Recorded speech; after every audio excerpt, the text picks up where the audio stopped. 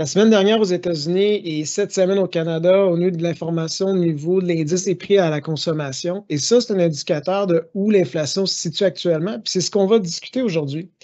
Si on regarde la semaine dernière, les données qu'on a obtenues, l'indice des prix à la consommation aux États-Unis sont en hausse par rapport à l'année dernière, lorsqu'on compare le mois de décembre 2021 au mois de décembre 2022, une hausse de 6,5. C'est mieux que les données précédentes, mais ça donne encore l'impression que l'inflation est relativement élevée. C'est le cas. Par contre, il y a des données qui sont encourageantes. Lorsqu'on regarde les données, on peut les comparer annuellement, mais ce qui est plus important, je crois, c'est d'y aller de manière plus précise puis regarder l'évolution mensuelle. Et en fait, si on regarde seulement l'inflation qu'on a observée au courant du mois de décembre, en fait, je disais l'inflation, mais l'indice des prix à la consommation, l'IPC, était en recul de 0,1. Et si on regarde un échantillon au courant des 6 derniers mois au niveau de l'évolution mensuelle de l'IPC, puis on la compare au mois précédent, on voit clairement que la cadence est beaucoup moins élevée que précédemment. Et en fait, si j'isole l'IPC des 6 derniers mois, puis je l'annualise, on peut voir que les indices des prix à consommation sont en hausse sur une base annualisée de 1,8 ce qui est vraiment encourageant pour voir un ralentissement au niveau de l'inflation. La Réserve fédérale, par contre, ce qu'elle mentionne, elle, qu'est-ce qu'elle observe? C'est les indices de prix de la consommation, l'IPC de base. Donc là, on va exclure la variation au niveau des prix alimentaires, puis au niveau de l'essence, parce que c'est des données très volatiles qui peuvent bouger d'un mois à l'autre. Si on isole ça, puis on regarde seulement les 3 derniers mois, l'inflation de base, excusez-moi, l'IPC de base est d'environ à une hausse de 3,2 Puis comme vous le voyez, si l'échantillon serait de 6 mois, comme l'exemple précédent, notre IPC moyen serait autour de 4 approximativement. Donc, il y a encore du travail à faire au niveau de la Réserve fédérale pour baisser ça parce que c'est vraiment un élément clé dans le processus de sa décision.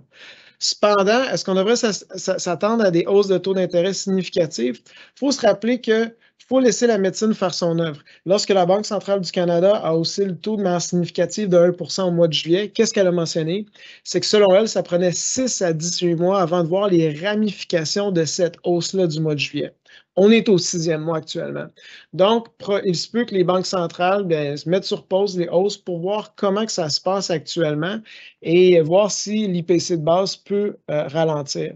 Et ce matin, on est jeudi le 19 janvier, on a eu des données aux États-Unis qui ont été publiées au courant de la journée précédente qui mentionnent qu'en ce moment, on peut voir les effets des hausses des taux d'intérêt parce que les ventes au détail ont un recul qui est beaucoup plus élevé que ce que le marché s'attendait au niveau du mois de décembre. Puis, c'est pour ça que le marché a reculé soudainement quand, en début de journée, on avait une hausse le mercredi sur les marchés. Si on regarde le secteur industriel puis manufacturier, même chose, on voit ici un ralentissement. Donc, ce qu'on peut voir ici, c'est qu'on voit un ralentissement qui devrait peut-être réduire les risques d'inflation. Puis moi, ce que je pense qui va arriver, c'est autant on a discuté d'inflation dans les derniers mois, on va maintenant transiter vers des conversations qui sont plus axées sur les risques de récession. Comme je viens de mentionner, on voit qu'il y a un ralentissement au niveau du commerce au détail. Puis, si on regarde les biens, c'est la même chose. On voit un ralentissement, une baisse des prix actuellement. Donc, si on déballe les chiffres, on dit c'est quoi les facteurs qui ont vraiment une influence significative sur l'IPC aux États-Unis au courant de la semaine dernière? On peut voir évidemment que le prix de l'essence, on le sait, est en baisse. Donc, c'est sûr que ça l'aide à ralentir ces données-là. Mais ce qui a encore beaucoup de poids, c'est tout ce qui est secteur service. Service, c'est ce que les gens vont dépenser, entre autres, dans l'expérience, la consommation, le tourisme, relié au tourisme, le voyage, etc. Mais si je vais plus précisément, ce qui a vraiment un impact, c'est le prix du logement. Ça fait partie de la catégorie service. Donc, moi, je dirais, si vous voulez voir où l'inflation de base peut se diriger, l'IPC de base, pardon, peut se diriger, regardez les données reliées au niveau du prix du logement. Certains experts pensent qu'on assiste déjà à un ralentissement à suivre, mais je pense que ça va être vraiment un critère significatif pour voir un IPC de base baisser.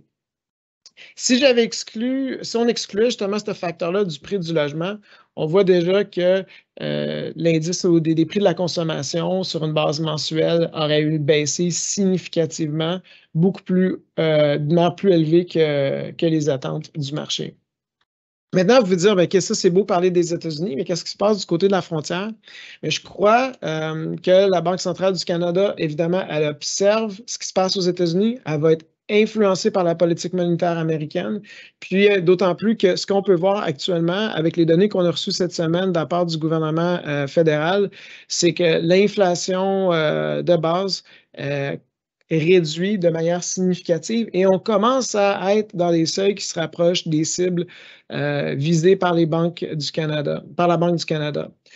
Donc, l'objectif de la présentation ici, c'était vraiment de vous donner une mise à jour sur les points d'actualité.